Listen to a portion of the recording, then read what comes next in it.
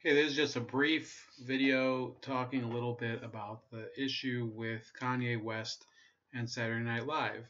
Now, I did see some of that video. I don't know if I saw all of it. I don't know if all of the video was available, and I don't know exactly. I think the story was that Kanye West, at the end of the show, when they do the whole thing where they bow and say goodbye to everybody, he went off on a massive pro Donald Trump rant, which was pretty interesting, but also kind of the same thing that he always does, which is, they want to shut me up. I want to think for myself. People can't tell me what to do. You guys are in the sunken place. I'm not in the sunken place. That was the funny part. I haven't seen Get Out. I've heard it's a good movie, but everybody says, oh, he's basically been brainwashed or something. And indeed, there is a real problem right now where people are basically saying, on the conservative side too, they're saying, well, Kanye West isn't a real conservative. He doesn't know what the fuck he's talking about. Then you go over to the left wing side and they say, well, he's lost his ever loving mind. He doesn't know what he's lost. Basically, this is their version of saying that a black person has lost their, as the expression goes, cotton picking mind. Because they're like, well, you're supposed to think this way or that way. To be quite honest to you, I have no clue what Kanye West is talking about. I don't really have anything for or against him. I think he's probably, more of an influence within the musical scene than he is towards, people like me. But of course, I also live in a city where probably a lot of people listen to him. I personally, it's not really my taste in music.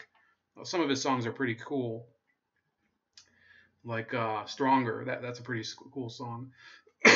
So I don't know why people have a problem with him being vocally political. All the other stars are really vocally political. They just have to be happen to be vocally political for somebody else, for a completely different cause. They happen to misunderstand the problems with the world in a completely different way than maybe Kanye West would. So suddenly it's wrong for him to do that when for everybody else it's fine. You have people like Lena Dunham, you have people like George Clooney all the time, won't shut the fuck up already. You have Kanye West going Saturday Night Live. First of all, it was a massive tragic mistake of theirs that they decided, well, we're gonna I guess we need the ratings, which we'll get to in a second, because otherwise nobody's gonna watch our show, which is not much better than any other show that does the same format anymore. You have to remember that many of us, whatever generation you're from, whether you're the baby boomers or the Gen Xers, or in my case, I guess I would be early millennial, or mid, anybody can probably remember a Saturday Night Live cast that they thought was fantastic. I personally remember Will Ferrell and Daryl Hammond, and of course Norm Macdonald is my favorite, and Kevin Nealon was very good, and Colin Quinn was very good, and there were a lot of people who were on that show. Tracy Morgan was on SNL. He was great on SNL, and I don't really know much. I was never a fan of 30 Rock, but on Saturday Night Live he was very good. There were a lot of amazing actors on. What was that guy's name? Fred Armisen, great. Now they weren't Hall of Fame great, but they were very good. And of course, if you go back generations before, like maybe one generation before that, of course you have the classic stars like Chevy Chase. You have people like who do we start with? There's Jane Curtin. There was John Belushi. Some people who are icons of comedy going on 30, 40 years. Bill Murray, I believe, used to be a very frequent guest host or guest appearance guy. Nowadays, who do you have? You have Alec Baldwin is the guest, because there's really no there's no way to cast him in a movie anymore and make the movie look credible. So nowadays you have SNL is basically just like any other show. It doesn't have nearly the amount of prestige that it used to be in the 90s. Okay, I will show you the ratings from the 90s. Now, this doesn't track all the way up to today, so sue me. But in 1975, this is shocking.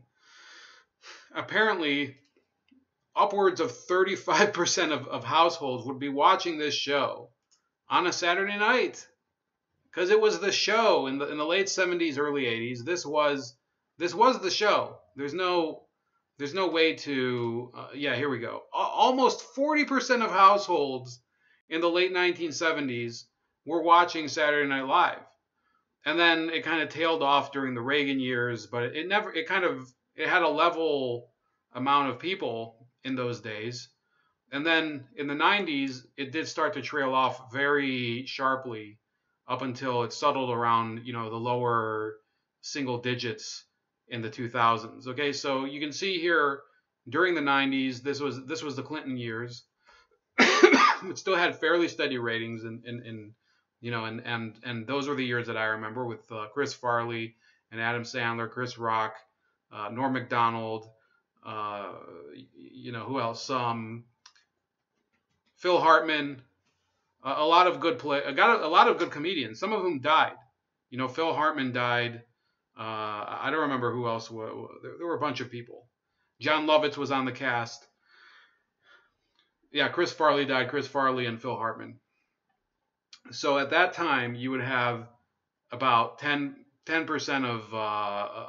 of TVs in use were tuned in to Saturday Night Live. Okay, well more. Apparently, it's like 15%. Then it starts to really tail off, and we get to the present day, or about the present day. I don't think the Saturday Night Live cast has changed much in the last 3 years, but you're having less than 5% of TVs, or less than 10% are tuning in, and less than 5% of households are watching it. That's pathetic compared to previous generations.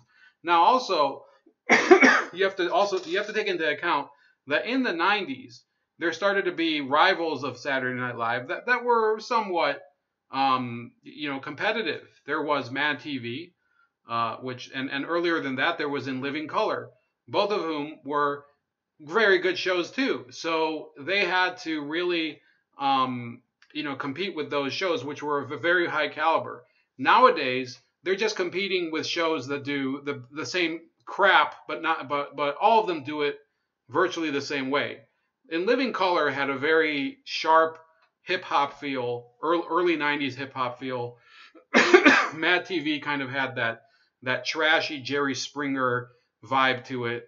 They established their own identities as shows. They just happened to be script comedy, and it was a very good idea of both of those to try to compete with Saturday Night Live by being a little bit of an antidote to them. And it did work because both of those shows are classics, and they produced amazing stars. Both Mad TV, Mad TV a little less, but Will Sasso, good actor. Deborah Wilson, a good actor. Ari Spears, very good stand-up comedian.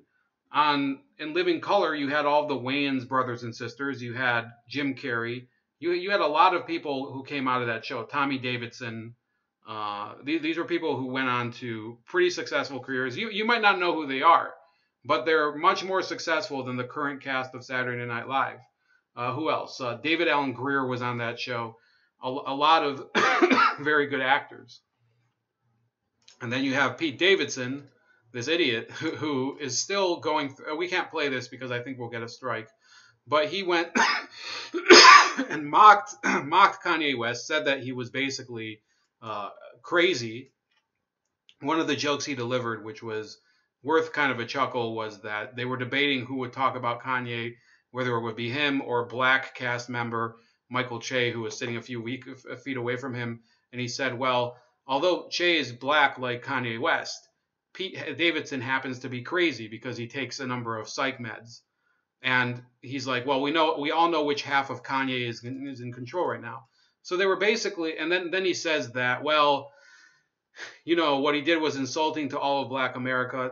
Most people would know by now that anything that Kanye West does is probably much more influential than the cast of Saturday Night Live today. And I'm not even, again, I said at the beginning, I'm not very familiar with what Kanye West does. I know, excuse me, I know a few of his songs. His fashion thing, I think, is like kind of, what the hell is he doing? I know certain things that he's done I don't like. And frankly, his political opinions to me are not very interesting. You know, there's a lot of people who like Donald Trump. Good for you. That's fine. There's a lot of people who like a lot of different things. You know, Susan Sarandon takes a lot of shit because she supported Jill Stein.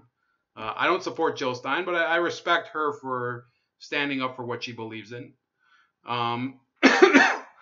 So this was a lot of complete bullshit from these very entitled, isolated bubble comedians whose show is not very popular. And for those of you that are going to say, well, here you go, you're just beating up on Saturday Night Live because you don't like Saturday Night Live. This week, the ratings tailed off from last week. Who do you think really drove the ratings from last week? Was it Pete Davidson or was it Kanye West? Does anybody tune into Saturday Night Live to see the same people every week now? No, it's guest driven. They have this Aquafina on this. I don't even know. I've never even heard of this person. With all she might be pretty good. There's a pretty funny photo of her right here. But ultimately, Saturday Night Live once was a show that was driven both by a musical guest and usually a guest who was part of who would perform in the cast, as well as the cast members. Nowadays, the cast members don't really have a draw. You have a lot of these people are basically anonymous, weirdos that nobody cares about. It's really hit the skids. It says here, they drew a 4.2 live plus same day household rating in the meter markets and 1.7 adults at 18 to 49 rating in the markets with local people meters. That was off from Saturday Night Live's 44th season premiere last week, hosted by Adam Driver, with musical guest and Donald Trump advocate at Kanye West, which posted a 4.8 live plus same day in households and a 2.3 in 18 to 49. So that's a significant decrease. That's about 1/8 of a decrease, or 13% of a loss. Last night's show, which aired live coast to coast and counted unduplicated viewers from 11:30 p.m. encores in Western markets, was also off in households and on par in the demo from the year ago Week 2 SNL, which scored a 4.4 and a 1.7 with host Kumail Nanjiani and musical guest Pink. Whatever. Well, okay, so there you go. They scored less than last year. Last year, the musical guest was still a little higher, Pink, a little more. Pink is much more well known than Aquafina, I can tell you. And Kumail Nanjiani is also not very well known. And Travis Scott, I don't know much about Travis Scott. I guess Travis Scott was the musical guest. So here you go. Saturday Night Live is basically trying to alienate more and more people, or maybe they've already alienated all the people that they can, and they don't care anymore. A lot of these people probably cashed their checks already. They figured, well, I already have SNL on my resume. I can go forth into the world of free agency in Hollywood and whatever. They don't understand that, yes, you might be cashing checks today, but there's a lot of people who end up, leaving Saturday Night Live, leaving one of these big time TV shows, and then people are like, well, you never really made your mark on that show. Nobody really knows what the hell you did. And we think that really, the show contributed more to your career than you contributed to the show.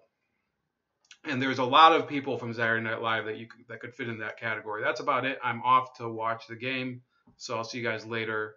And please like the videos, share the videos, subscribe to this channel, subscribe to Razor Ray Live Wounds, the other channel, and also comment when it uploads.